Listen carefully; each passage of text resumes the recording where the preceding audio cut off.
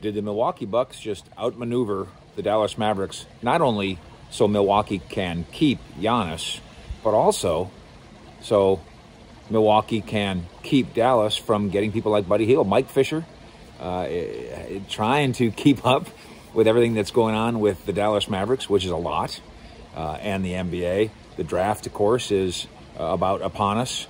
Free agency about upon us, and the trade window open. Let's start with what the Bucks have done right here. Their trade to bring them Holiday, a guy that the Mavericks would have loved to have had, and a blockbuster trade. It's clearly a Giannis pleaser, and I would suggest that they made that trade in coordination with Giannis. In other words, ran it by him and said, well, we know you're not quite sure about whether you want to stay in Milwaukee.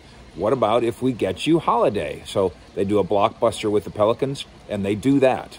And by the way, the Supermax contract, that window does not close until December 21st. So the decision for Giannis to stay in Milwaukee, or at least to take the money to stay for now, I think it's $254 million. That deadline is coming, and I think the Bucks think that his decision is going to be thumbs up. You went and did the Holiday. That's great, but that's not all they did. Milwaukee also went and got themselves some Bogan from Sacramento. What does that have to do with the Mavericks? Well, Buddy Love is a guy that I do believe would love to land in Dallas. He spends his off seasons here. With all due respect to Sacramento, you have a chance to leave Sacramento if you can engineer yourself a trade, and come to Dallas where you like hanging out and play with Luka Doncic. That makes a lot of obvious sense.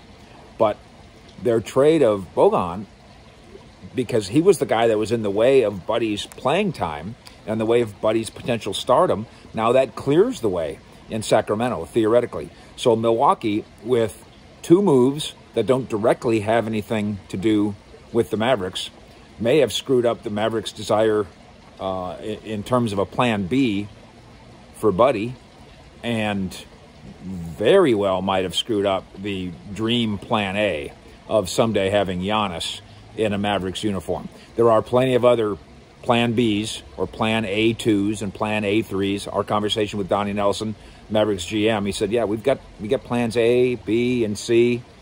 And I would just say, given these two transactions, and of course the Oklahoma City transactions can end up helping Dallas. So there's more to be done. But given the two Milwaukee transactions, it's a good thing that the Mavericks don't have just one plan. Fish out.